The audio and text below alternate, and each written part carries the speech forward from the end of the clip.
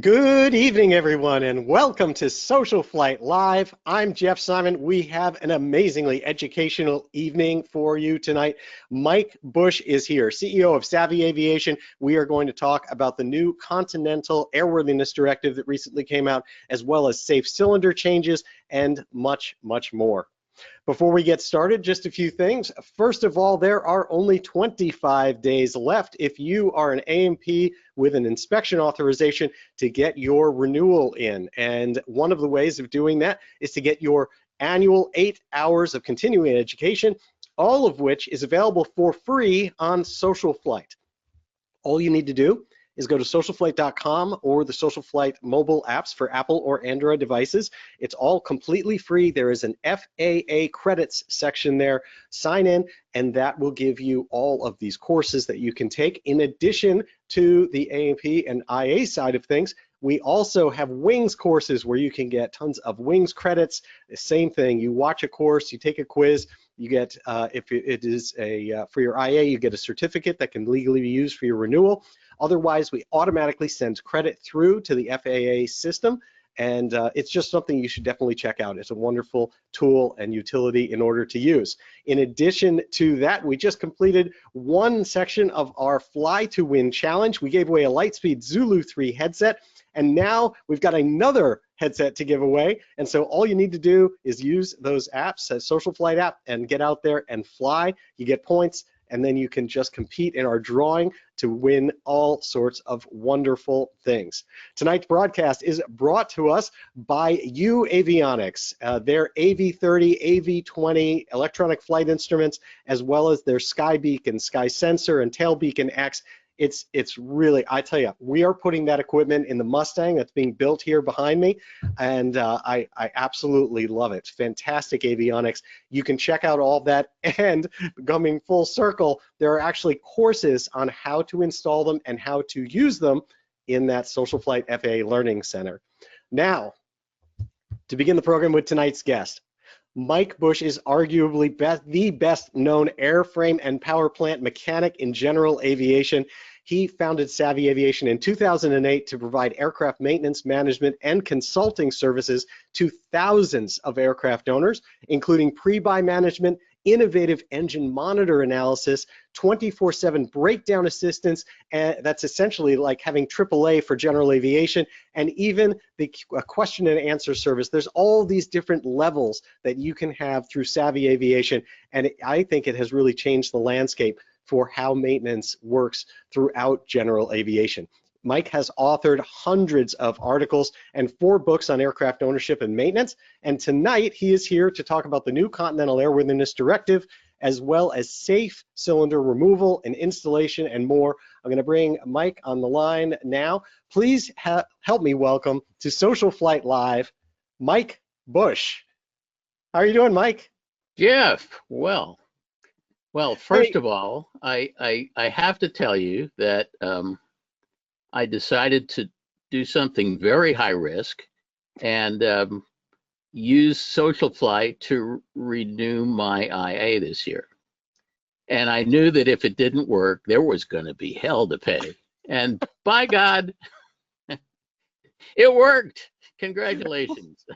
You got your IA education through SocialFlight. I am honored, my friend. I just had to try it. I just had to make sure it worked. So, and it did. It did. Excellent. Excellent. So is that the new norm? Is this how you think you're probably going to do it? The old ways are gone, huh? Well, I definitely think it's a great step forward. I think that you know, I used to have to trot down to the airport at an appointed time and sit down with my principal maintenance inspector and show him that I had grease under my fingernails. I had a special little thing of grease that I used right before I went down there, you know. And now it's all done. We're I guess we're kind of like permanently in COVID mode where it's all done remotely now. I think it's probably going to just stay that way.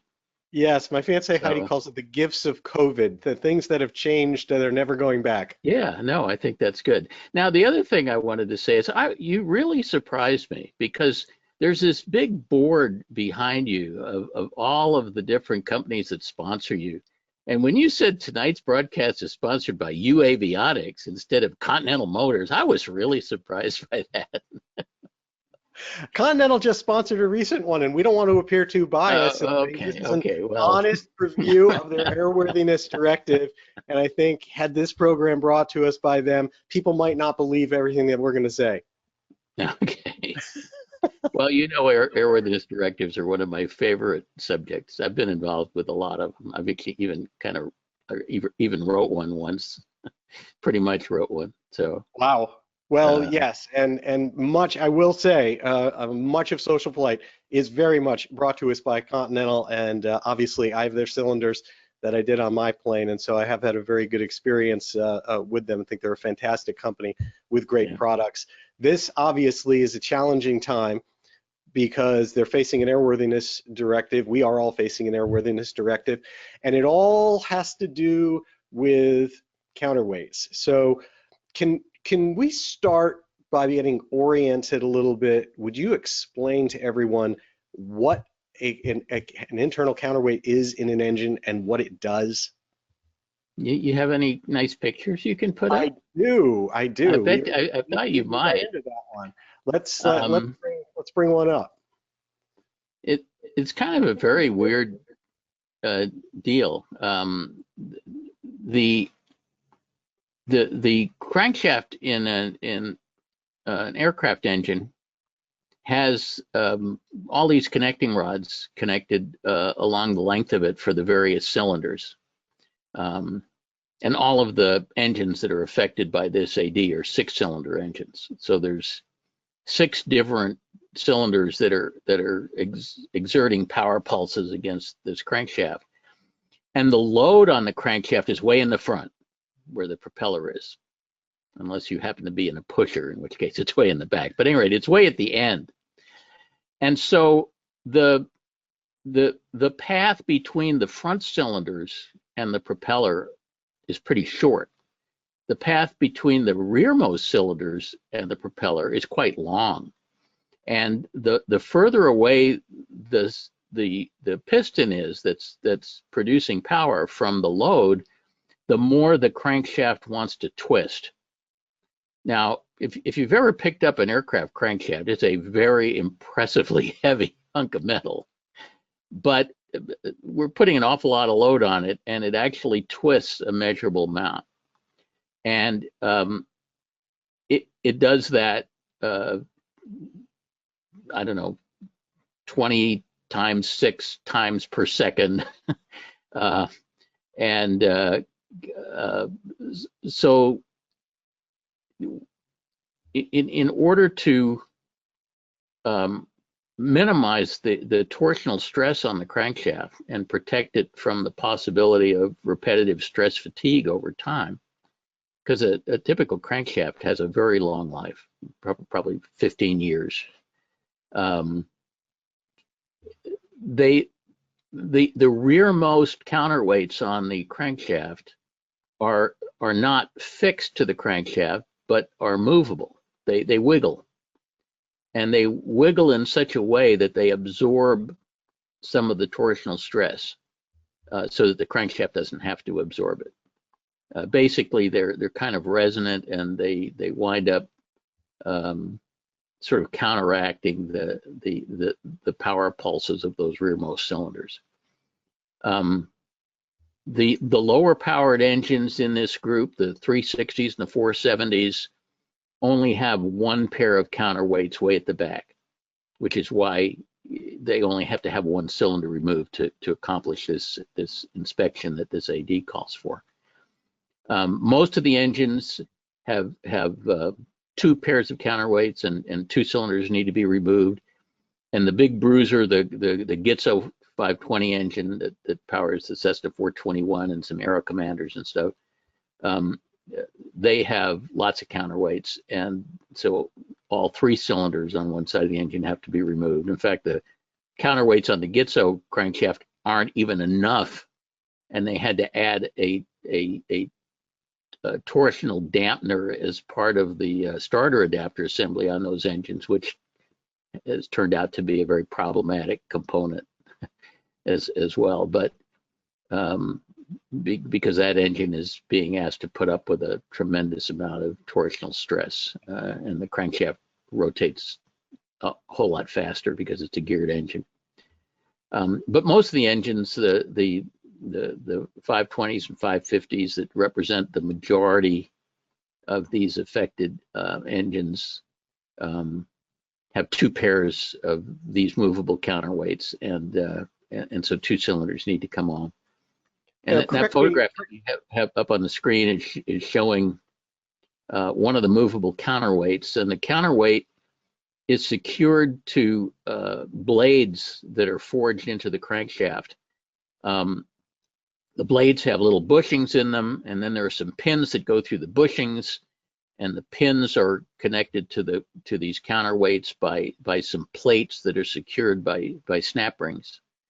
And the pins don't fit tightly in the bushings. They fit loosely in the bushings, which allows the counterweight to wiggle. So if you just grab that thing, you could wiggle it.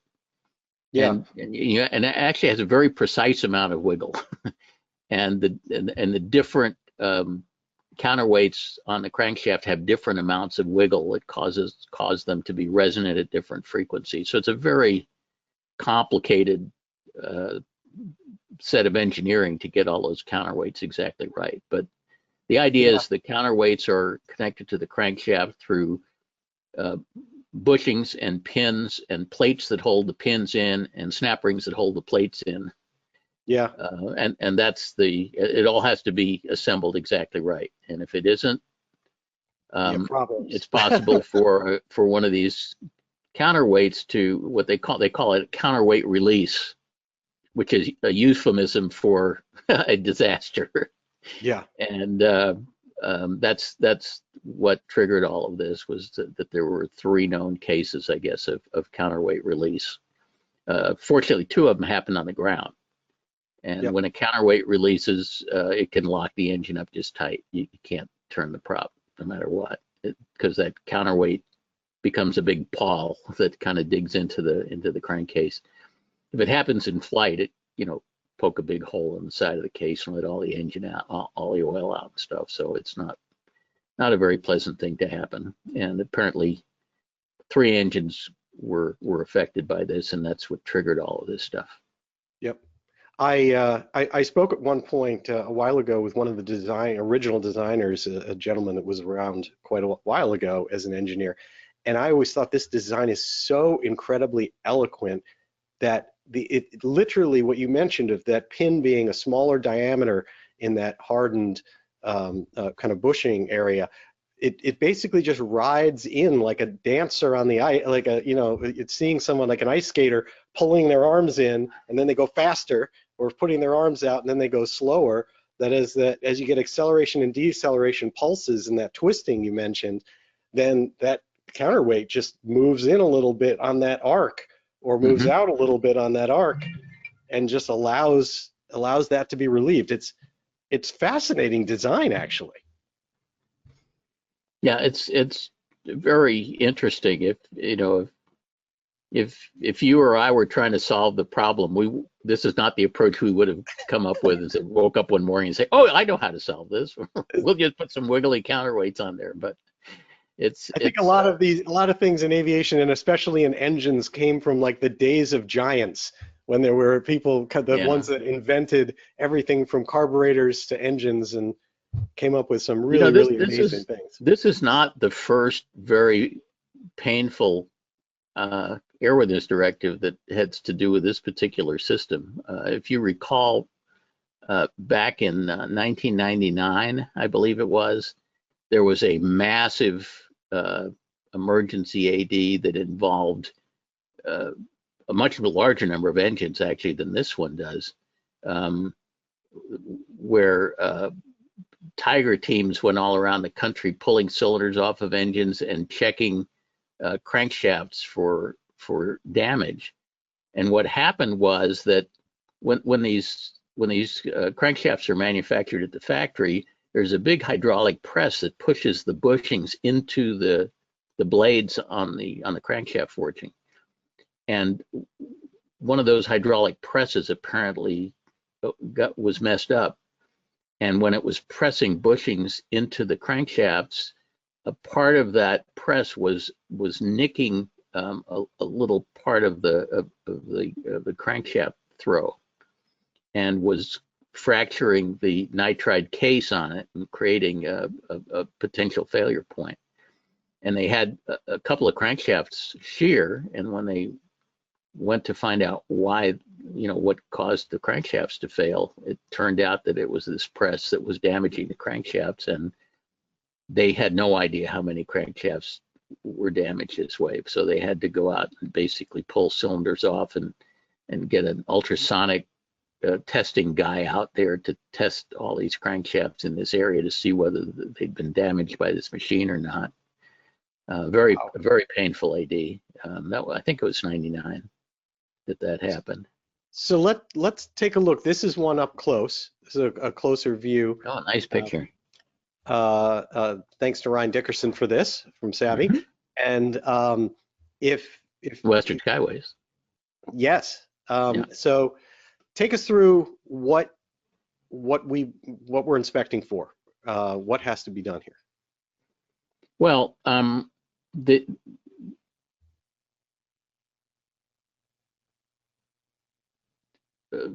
by pins, and the pins are pressed into place, and then but they're not tight fit; they're a loose fit. And then these steel discs, these plates are pressed into the ends and secured by these circlips, by these snap rings. They call them counterweight retaining rings in the service bulletin. And the retaining rings have to be inserted. First of all, they have to be inserted with the sharp edge out, which apparently was not the problem here. And they also have to be inserted with the two ends facing toward the crankshaft rather than away from the crankshaft, so the centrifugal force when the thing is spinning tightens the ring in the groove rather than loosening it. And finally, they have to be fully engaged in the retaining groove, which means that the two ends of the ring have to be a certain minimum distance apart, indicating that the snap ring is fully engaged in the groove. And apparently, sometime in mid 2021, something bad started happening on the Continental assembly line. We don't know what, and some of these retaining rings were not inserted properly. They may have either been not fully engaged or not in the proper orientation, or both. And that's what this is all checking for. We don't know how often this happened. We just know that a few of them were found to be out, and they somehow dated back to something that happened back in mid 21. And so basically all of the crankshaft assemblies that came out of Mobile from mid 21 to February of 23 need to be checked, which involves pulling cylinders off and putting a special measuring tool in there to check that. Well, first of all, inspecting it with a flashlight and mirror to make sure that it's oriented correctly, and then inserting a special measuring tool to make sure that the snap ring is fully engaged. Got it. So tell us a little bit about the process. I know we have, this is one of the tools that's right here, and this is what we're actually measuring. This tool is from Continental. And when the service bulletin first came out, it basically gave a drawing of that tool and said, go to your local machine shop and have one made. And then the revision of the service bulletin said, oh, by the way, we have a bunch of loaners. Call this number and we'll loan you one. So and I guess you took them up on that. So let's talk about that for a minute, because this whole process moved very, very, very quickly.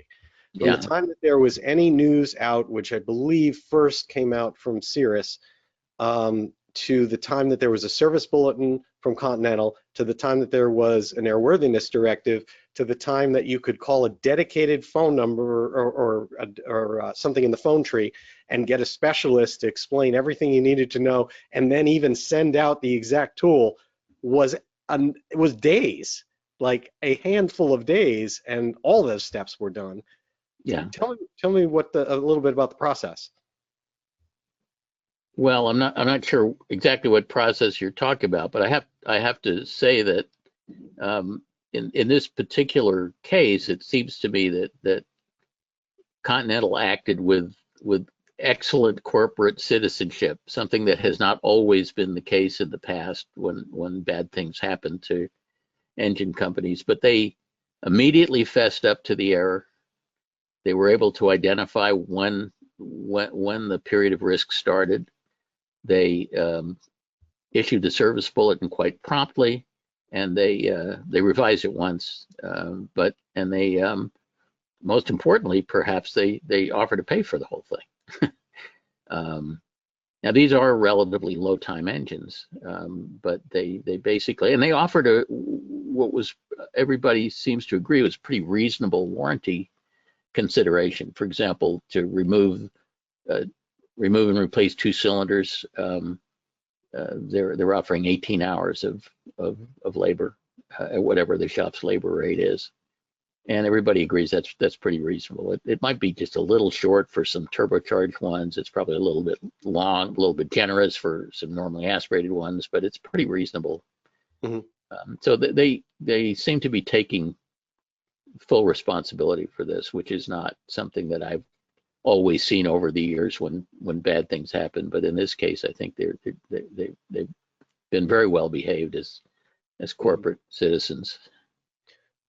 So take us through the process as you understand it today of doing this, because one of the biggest things that comes up, and then we'll transition to that, is the concern that people have about removing cylinders. Obviously, you have been a very strong and vocal advocate. I subscribe to your philosophy as well of we don't remove cylinders unless it's a last resort, essentially, unless you really can't solve it while it's on the engine and you've really proven that you need to remove the cylinder. Here's a case where the Airworthiness Directive is requiring it, and I think a lot of people are nervous about being invasive in their engine. They don't want to be worse off afterwards than they started.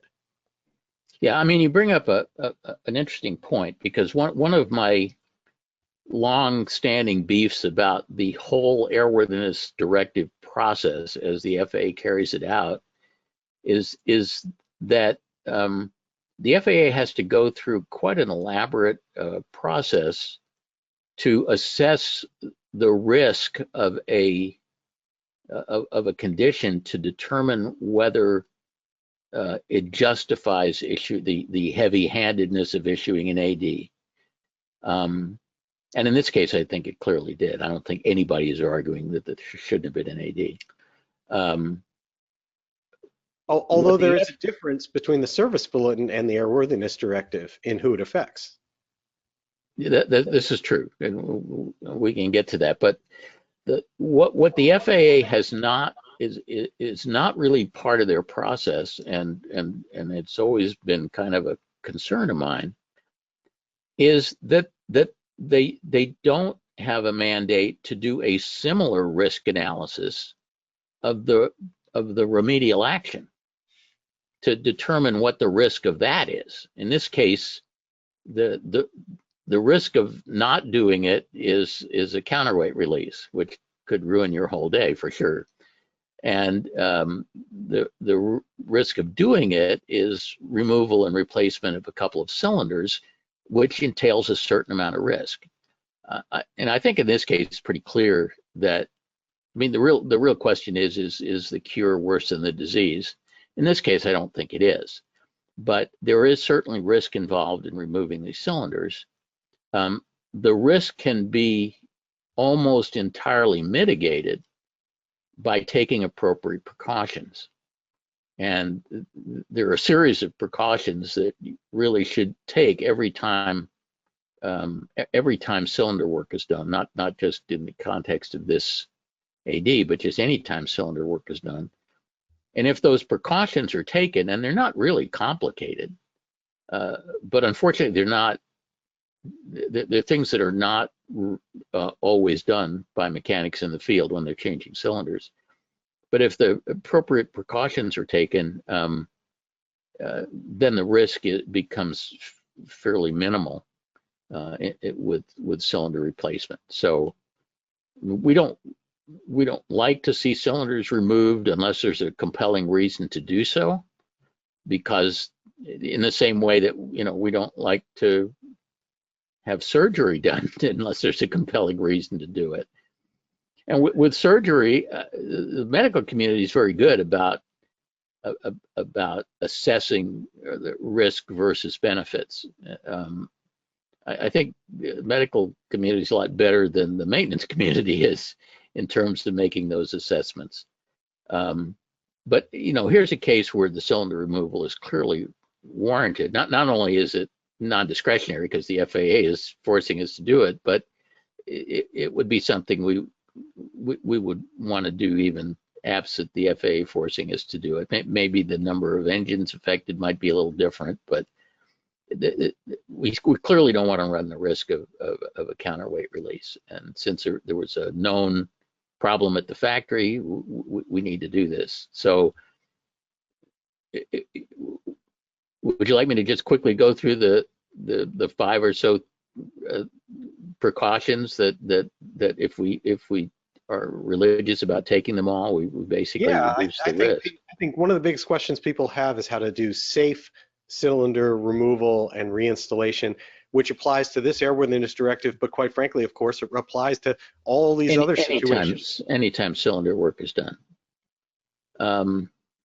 So let me see if I can get these all, because I don't have a crib sheet here. But the first risk involved in cylinder removal has to do with torque relieving the through bolts that hold the cylinders on, but also hold the case halves together and also hold the main bearings in place.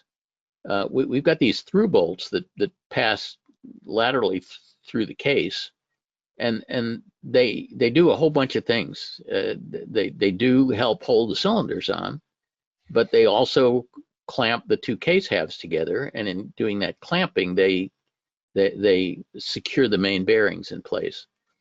And it drives me crazy if to go into a shop and see an engine that has all the cylinders on one side removed, or even worse, all 6 cylinders removed on a 6-cylinder engine, and the through bolts are just sitting there with no nuts on them.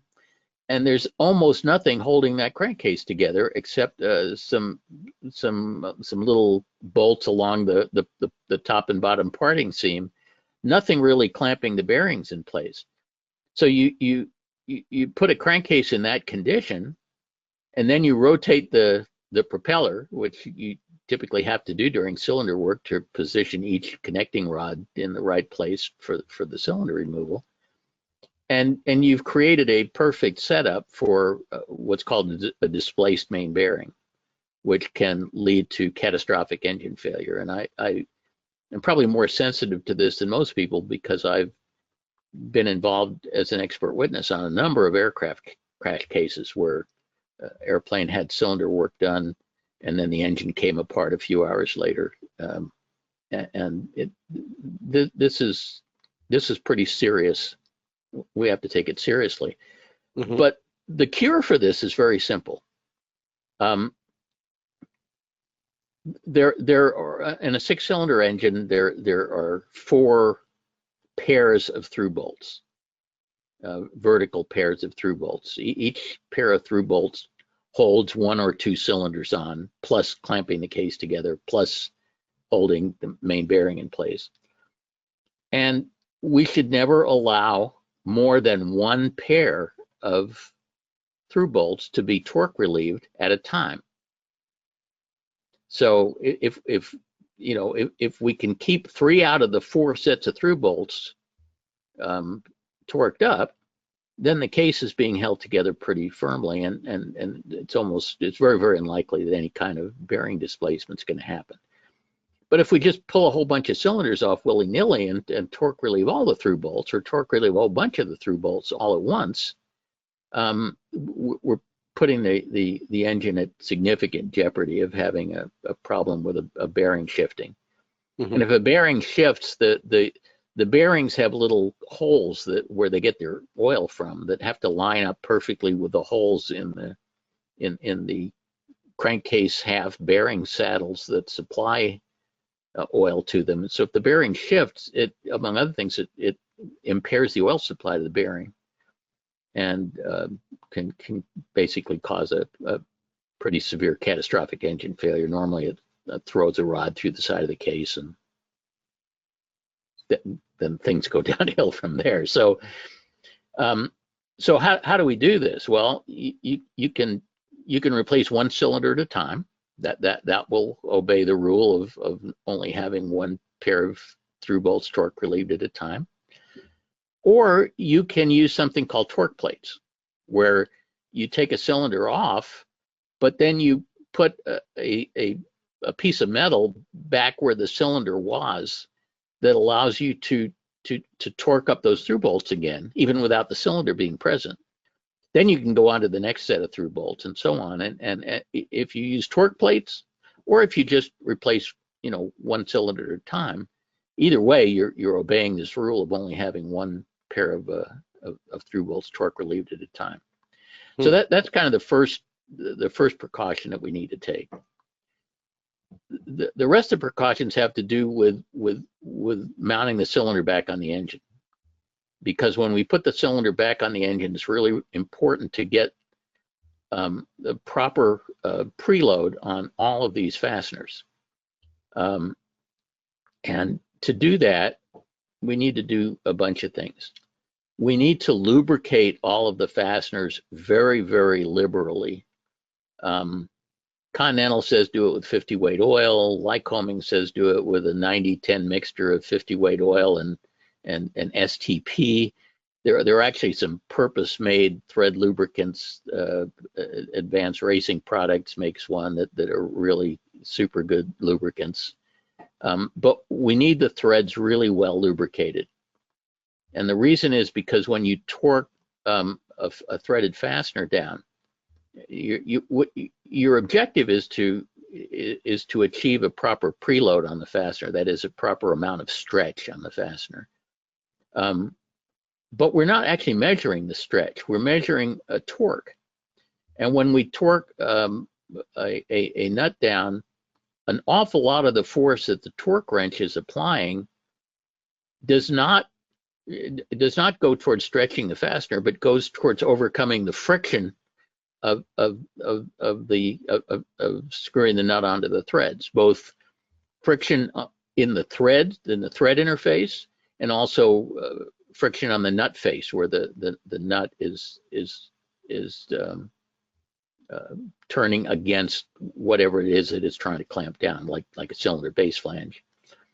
And so to maximize the amount of the torque that goes into actually stretching the fastener and minimize the amount lost in friction, we have to lubricate the heck out of everything. And most mechanics don't like to make messes, and so they tend not to put enough lubricant on these threads. But it's very important to lubricate everything thoroughly.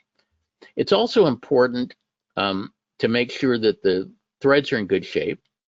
And probably on these engines that are affected by the ADs, that's probably not going to be a big issue, because they're low time engines.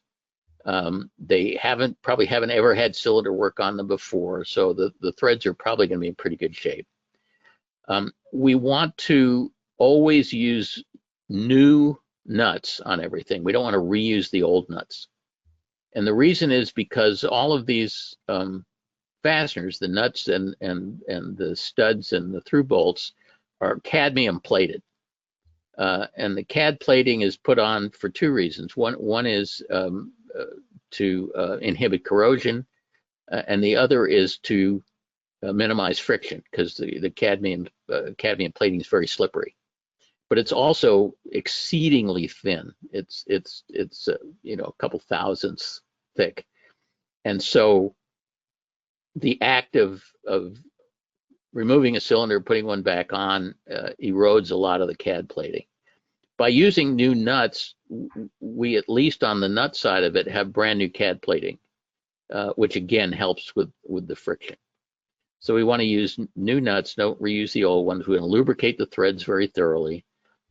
And then when we're actually doing the torquing, there's some art to doing the torquing.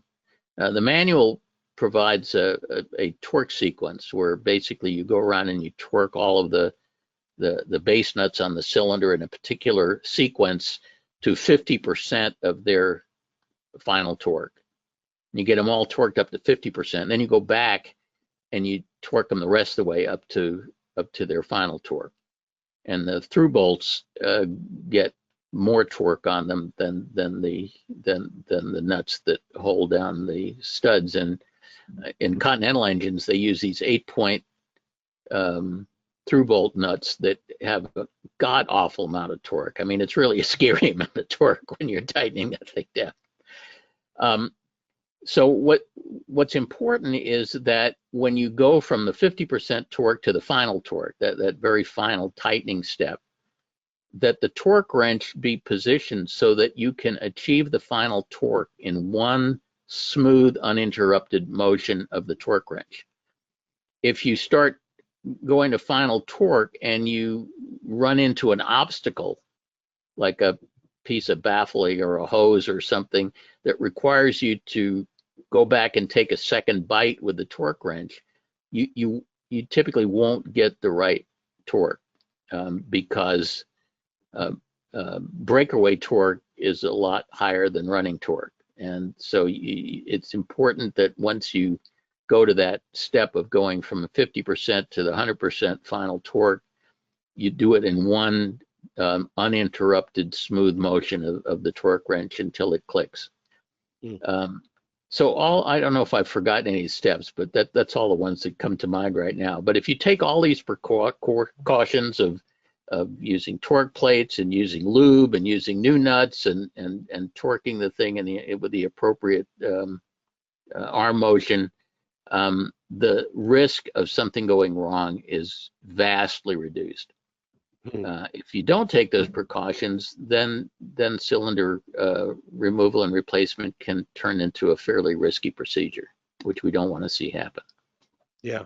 You know, one of the things that just almost trivia-wise that came to mind is how does this work on a new engine buildup, right? We've seen new engines built up on a stand and they're vertical and they have to be moved during this. And of course, by default, the case is there with no cylinders on it yet. Do you happen to know how that works? Because obviously we want to emulate something similar to that if we have to take off multiple cylinders. Yeah, well, I mean, if you think about it, when they're assembling the engine new at the factory, they've got a lot of stuff going for them. All of the fasteners are new. Everything is super accessible. There's nothing in the way. It's so much harder to torque up the cylinder fasteners when the engine's on the airplane than it is when it's sitting on a stand where everything is just like super accessible. You never run into problems manipulating the torque wrench when you're doing it on the production line. It's trying to do it while the engine's in the airplane with all kinds of obstacles in the way that causes a lot of trouble. Yeah, and obviously they lubricate the heck out of everything. They're not worried about making a mess on the production line. It's just and they do a lot of other things. Like, for example, if you there's no such thing as an adjustable torque wrench at the Continental factory. Every wrench is a purpose-built tool that is not adjustable. So there's no possibility of adjusting the torque wrench to the wrong value. They do as much as they can at the factory to take the risk out of it. Right. And I think the procedures that they use at the factory work quite well. Absent whatever happened with these snap rings, which we'll never know the full backstory of that, but trying to do these same things in the field is a lot more challenging, more challenging. And plus, the people at the factory, they do this all day long, and they're very well trained in this, and the mechanics in the field vary in their competence and training all over the map. So I worry much less about stuff happening at the factory. I worry a little bit more with engines being done at field overhaul shops, but most of those are still pretty good. I worry the most about stuff that's being done by kind of general mechanics in a general maintenance hangar that are not specialists in doing engine stuff. Yeah, that don't routinely swap cylinders. Yeah, and again, even then, the vast majority of the time, nothing bad happens. But it happens. Bad things happen enough times that it's gotten my attention. Yeah. So in this case, with this Airworthiness Directive, the service bulletin calls for, depending on the engine, removing 1, 2, or 3 cylinders. Most engines out there, I think it's basically going to wind up being 2 cylinders, like number 1 and 3. You get access to that we showed, and then you take this tool and you measure that gap. I'm going to show that picture again to make sure. The first thing you do is you go in there with a flashlight and mirror. You make sure there is a snap ring and a plate. By the way, they say if you look in there and any parts are missing, then it's game over. The engine has to get torn down. There you go. So hopefully we won't find any of those. Although it's possible we might. There were a couple of counterweight releases, so you never know what's going to get found. And I think there is a reporting requirement for this. So theoretically, did the AD have a reporting requirement? Is the FAA asking to be notified I did not notice that are found? I know that the service bulletin does, and I suspect that knowing the FAA that the AD probably is going to have a requirement that the FAA be notified of anything untoward is found, so that they can track what's going on. But assuming that there is a snap ring and a disc or a plate rather in each one of those holes, and that the little ears point towards the center of the crankshaft rather than away from it, then you're supposed to stick the tool in there and measure the gap between the 2 little ears of the snap ring and make sure that the gap is at least the minimum size that tool is prepared to measure. And that's that gap here. So with the 3 holes here, that's the actual kind of plate. The larger moon shaped thing is the weight. And then this snap ring, if it's seated in the groove properly, this will have a spread here that this tool measures. Mm-hmm. Excellent. And then you get through that. If the snap ring flunks the test, or if it's oriented wrong, then the mechanic is allowed to reorient the snap ring and attempt to get it fully engaged, and so it passes the test. Yep.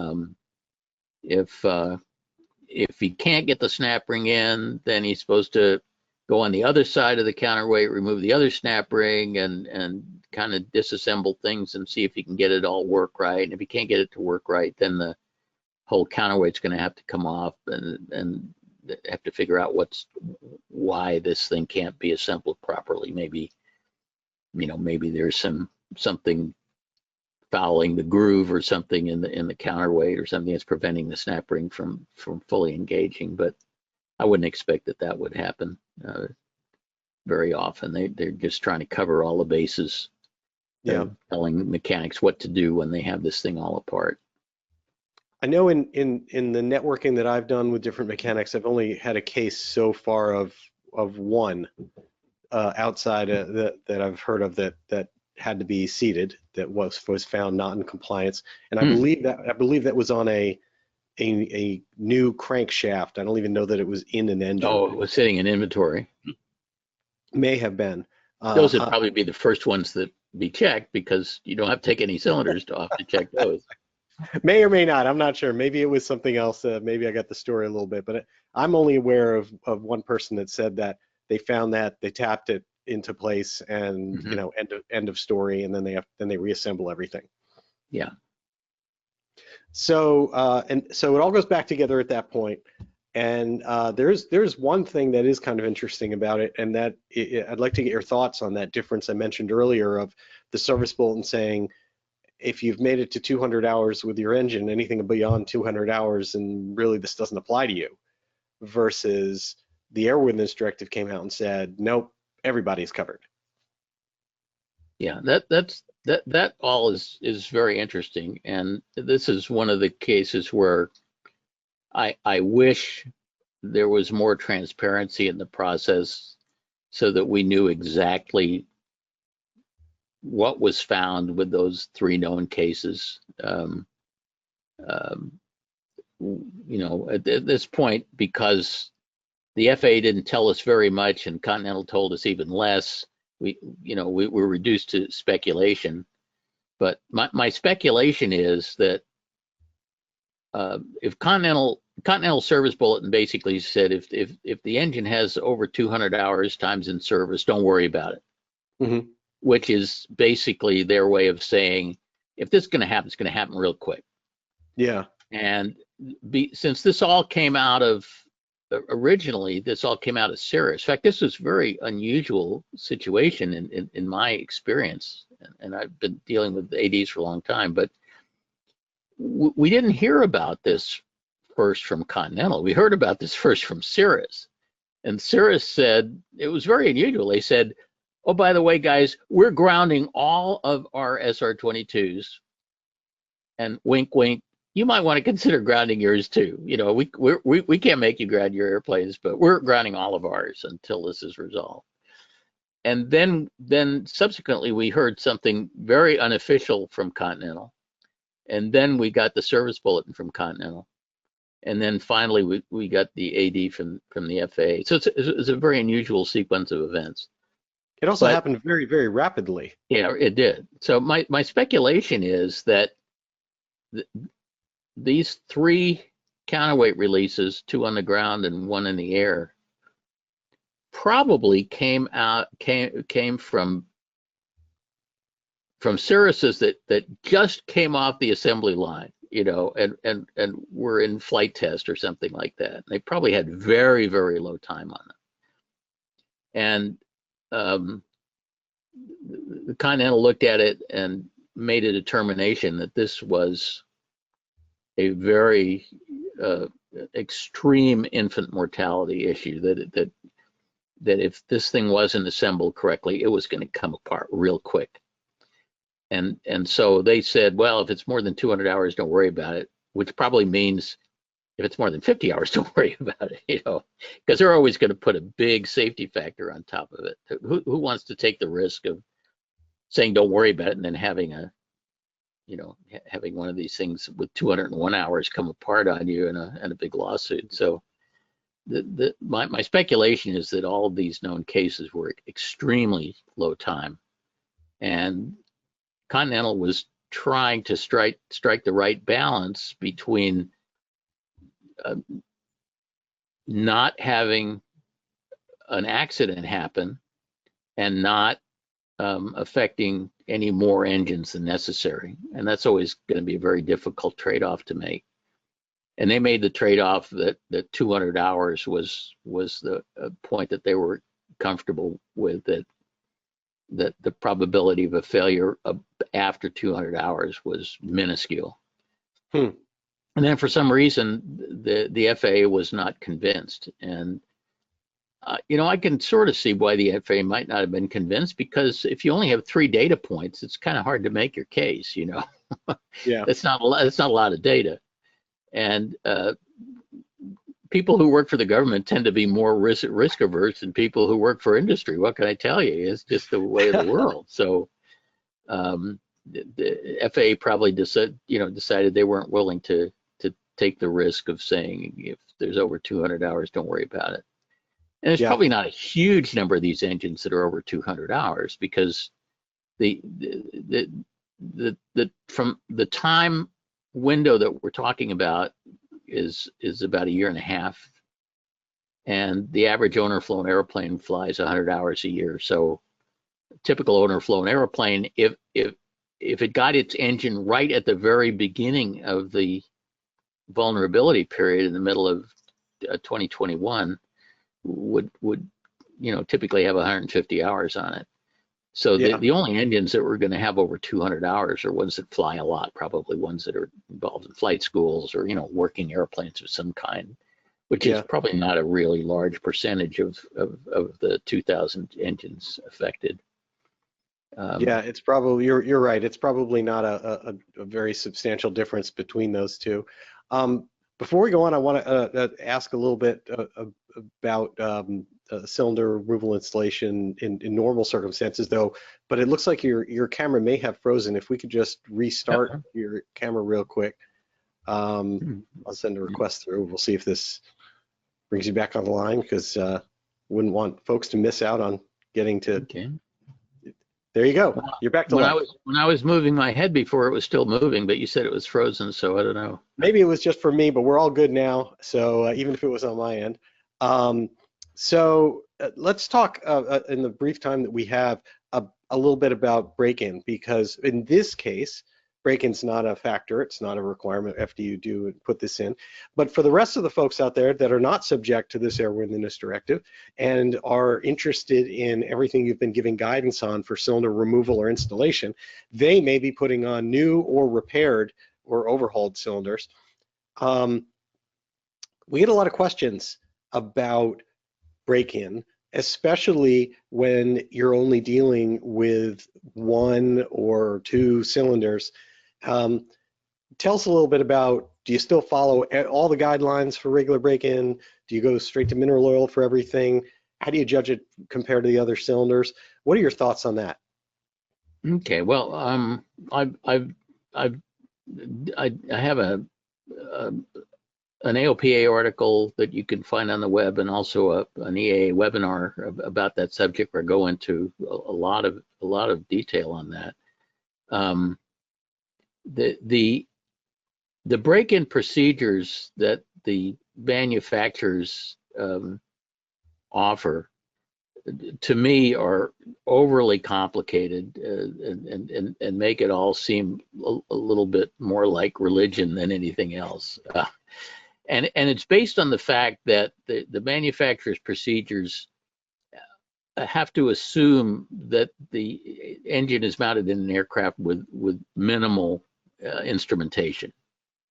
In an airplane that has an engine monitor where you can see cylinder head temperature on each cylinder, the procedure I use is rather different than what the manufacturers recommend, which tends to be, fly it at 75% for a certain amount of time, and then 65% for a certain amount of time, and so on.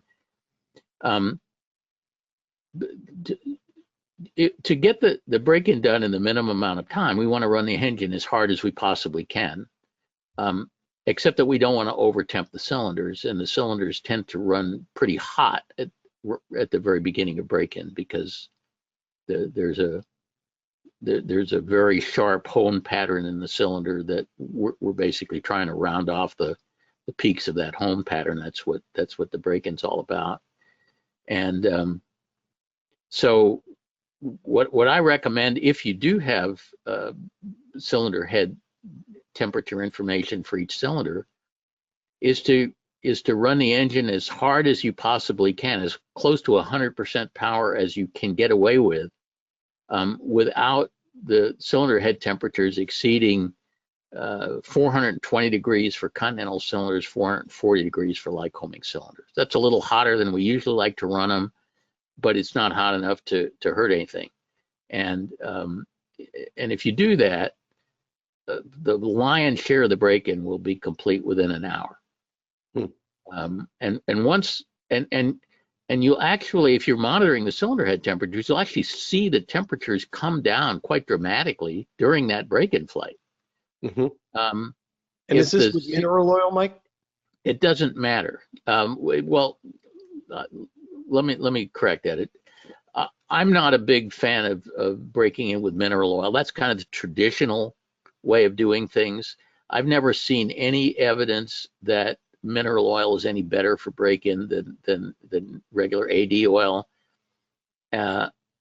It doesn't hurt to use mineral oil for a few hours. I would definitely get rid of it in less than 10 hours if you have mineral oil in there. I've broken in a lot of cylinders on Airshell W100. It works just fine. The difference between mineral oil and W100 is that W100 has ashless dispersants that keep the inside of the engine cleaner. And so, because running it on mineral oil promotes the development of sludge inside the engine, I definitely wouldn't run it on mineral oil for very long. But if you want to run it for 5 or 10 hours on mineral oil, that's fine. I would always dump the break-in oil at no more than 10 hours. But definitely no additives or anything that's going to counteract. But what we don't want to use, there are two things we want to avoid during break-in. We want to avoid anything with synthetics in it, because the film strength of synthetics is quite strong, and we're trying to breach the oil film during break-in. Just kind of the opposite of what we were trying to do the rest of the time. And the other thing we don't want is friction modifiers, any anti-scuff anywhere additives that again minimize friction, because we're trying to maximize friction during this 1 hour or 2 that it takes to break the cylinder in. So, I love cam guard, but don't use it during break-in. Wait for 25 hours and then start using it or something like that. Don't use W100 plus. Use W100 if you want to use an AD oil, because W100 plus has a bunch of butylated triphenyl phosphate, which is a friction modifier. It's an anti-scuff agent, and it's probably not something you want to use during break-in, but it's good to use the rest of the time. So it's really pretty much any kind of oil that doesn't have synthetics and doesn't have anti-scuff agents in it, it will work fine for break-in. The other thing we don't want to do is we don't want to operate the engine at low power any more than absolutely necessary until we've completed the break-in, because the cylinder that before it is broken in, the seal between the compression rings and the cylinder wall is not very good. And so a lot of hot gases get past those compression rings and will coat the oil on the cylinder walls into a very hard varnishy kind of thing that if it develops, called glazing a cylinder, will prevent the break-in process from completing properly.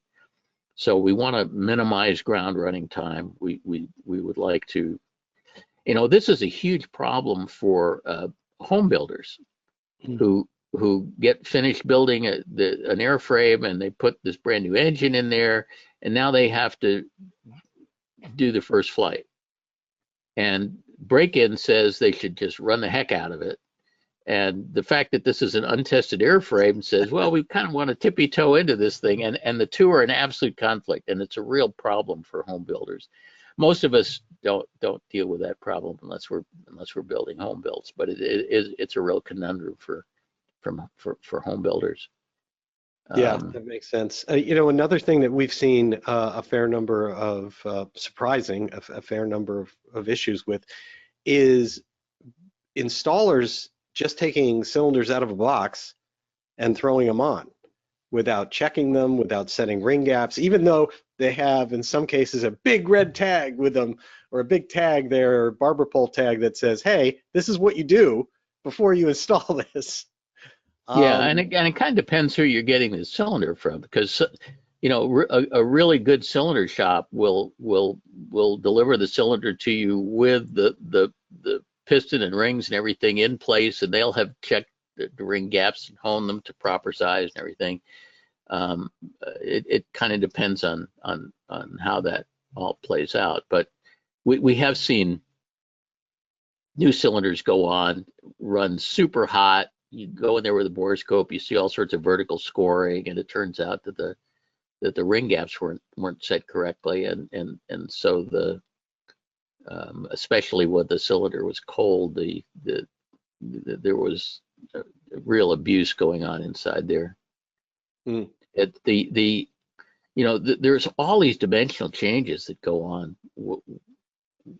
because we've got this cylinder that's got a steel barrel with an aluminum piston running inside of it, and the aluminum expands twice as fast as steel, and so all kinds of weird stuff is going on. And then the bottom of the cylinder runs a lot colder than the top of the cylinder because the bottom of the cylinder is heat sink to the case and the top of the cylinder isn't. And so there's even differences in diameter between the top and the bottom that change as the cylinder comes up to operating temperature. It's a very different situation than what we're used to in car engines, where everything is liquid cooled and everything is held to pretty constant temperature. We've got some really interesting dimensional things going on in aircraft cylinders. Wow, there's a lot going on. So, Mike, I really appreciate just giving everyone such good insight into how to adapt to this and work with this Airworthiness Directive, as well as tips on how to handle things if they have to remove cylinders. I have a list, and so does everybody else, that is volumes long of other things we want to ask you about. Yeah, so the one thing we did not talk about, which might be worth like a couple of sentences before we shut this off, is the fact that we're in the middle of a huge mechanic shortage, and most of the good maintenance shops have schedules that are booked up for a year in advance. Mm-hmm. And to all of a sudden now say we've got 2,000 engines that have to have cylinders removed and these retaining rings checked, there's no capacity in the system to do this. And I'm concerned that there are going to be a bunch of aircraft owners that wind up grounded for an extended period of time simply because there's no capacity in the shops to do this. Yeah, Continental is volunteering to pay for it all, but that doesn't solve the problem of where we're going to get the man hours to get this done. This is a huge problem. That's an excellent point. I mean, when you run the numbers, you're at nearly 6,000 man hours. If there's 2,000 engines to be inspected, and you're talking about anywhere from, well, maybe it's less than that, right? Maybe 4,000, but that's a lot of man hours to all of a sudden invent and find in a system that's swamped, as you mentioned, with shops that are already booked out.